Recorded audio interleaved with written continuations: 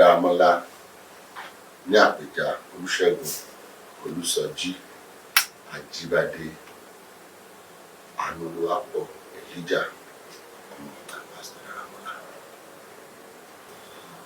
Gbogbo àpèjọ ló máa ń ní ìtàn tiẹ̀, ṣùgbọ́n eléyìí ní ìtàn tó bú àyà, àpèjọ tó ní agbára ni. Àpèjọ ìyìn ọ̀wọ̀ fún Ọlọ́run, òpó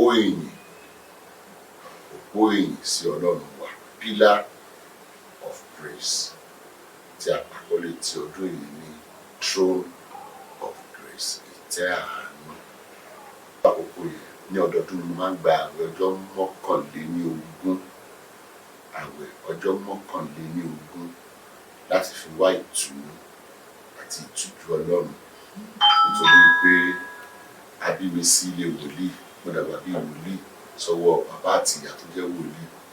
So nígbà tó dé stage kan, precisely 2003, tí bá mi ò sí mọ́, kò tí pọ́dún kan tí bàbá mi ò sí mọ́. So mo wá bẹ̀rẹ̀ sí ní rìnrìn àjò mi gẹ́gẹ́ bí akọni tó rìn ní aginjù. 2003 ni mo bẹ̀rẹ̀ sí ní gba àwẹ̀ bíríbírí, jẹ́ pé oyin àti ohun gbóná nìkan tí ò ju ohun tí a fi lè feed ọmọ táàtọ́ kú ni mo máa mú ní ọjọ́ kẹta tí bá sì bẹ̀rẹ̀, màá bẹ̀rẹ̀ sí ní mú mi.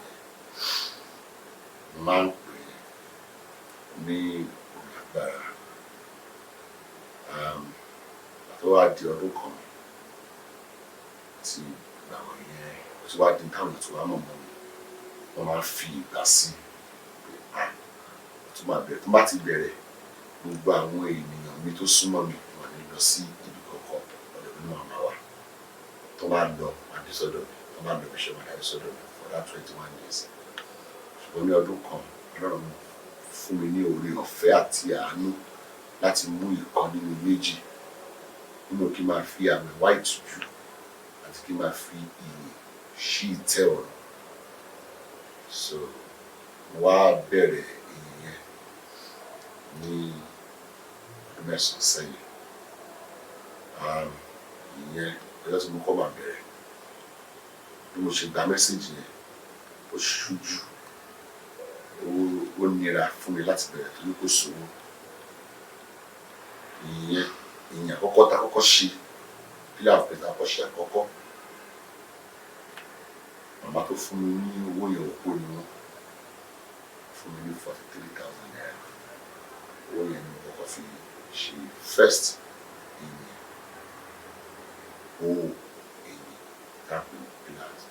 Pillar of Praise. Láti gbà yẹn wá sí ìta máa ń ṣe sọ́dọ̀ kí n torí Pillar of Praise ó jẹ́ sacred service. Ó ní àṣírí méjì. Àṣírí hymn, lẹ́yìn hymn a máa kí hallelujah 1000 tó jẹ́ ẹgbẹ̀rún kan. So lẹ́yìn tó bá ti ká hallelujah yẹn tán àti declare program yẹn òkú nìyẹn. Nígbà tí wọ́n máa kọ hymn yẹn lọ́wọ́, àwọn yẹn máa béèrè tí wọ́n fẹ́ lọ́wọ́ náà. Títọ́dún yìí wá ní ọ̀nà ọ̀tọ̀ torí hymn tàbí ẹ̀kọ́ lọ́dún yìí fèrè ló máa fún. Ìdí dẹ̀ ni pé 9 la ṣe lọ́dún, ó dẹ̀ ní àpẹẹrẹ tó lágbára. Obìnrin ń gbé oyún fún oṣù 9.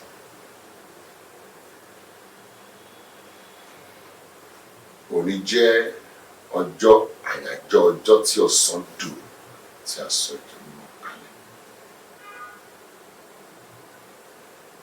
Kò sí bó ṣe lè wò kí ènìyàn mọ nǹkan kàtó tó bá ti dórí 9 á bọ́ sí 10. Nínú ìmọ̀ theology Bíbélì, 8 túmọ̀ sí ìbẹ̀rẹ̀ nǹkan tuntun, nígbà tí 9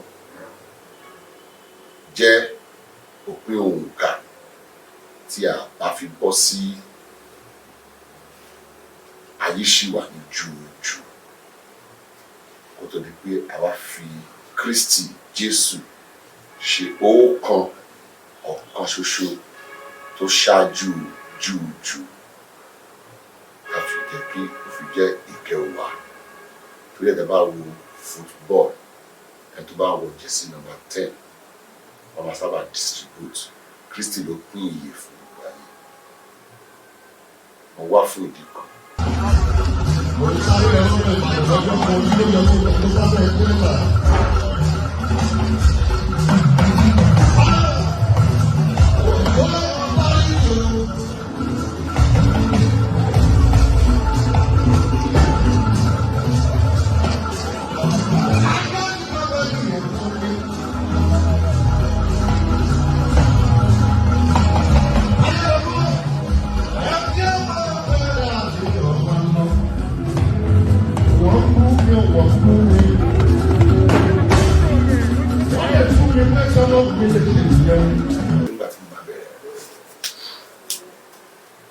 First pillar of praise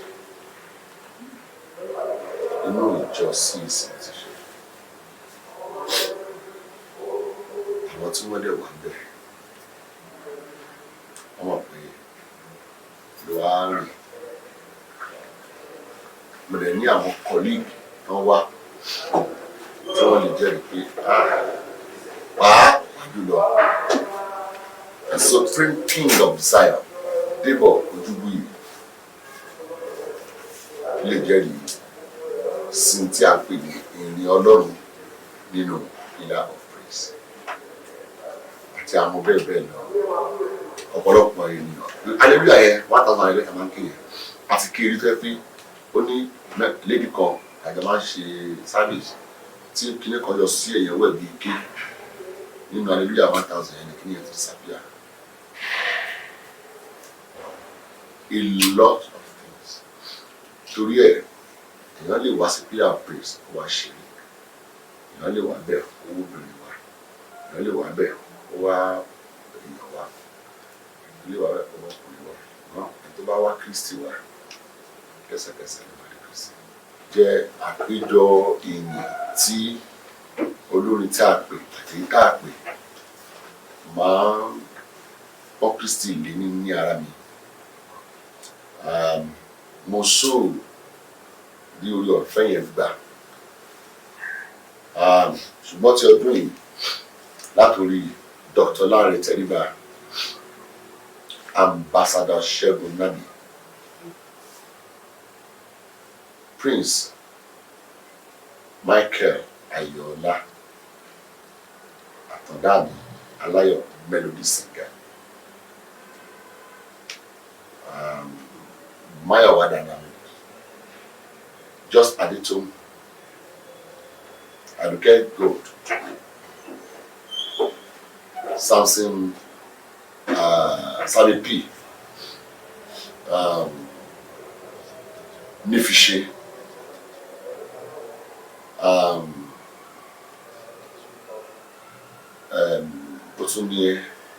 ó tún ní ẹnìkan tó wà lọ́wọ́ òkè nínú àwọn artist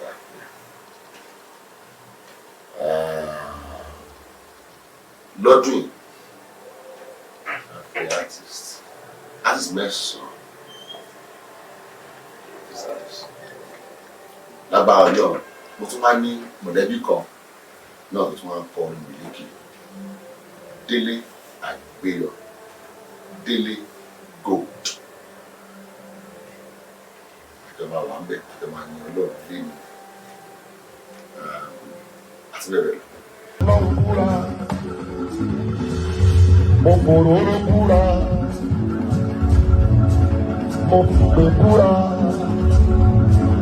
àpàbí bí mo bá lọ́wọ́ mi rẹ̀ lẹ́yìn rẹ̀, àpàbí Jésù bí mo bá ní ẹ̀kọ́ àdìsára, àpàbí bí mo bá ní bàbá ní bàbá bí mo bá ní bàbá ní gbọ̀ngbọ̀, lọ́wọ́ bí o ní lọ fèrèfèrè. Ẹ má fọ jíjẹ ọwọ́ mi. Sẹ́ni tó gbàdúrà kan bá ṣe ọwọ́ òun jẹ́. Àròkàn ló lè máa fa ẹ̀kọ́ àsọdá.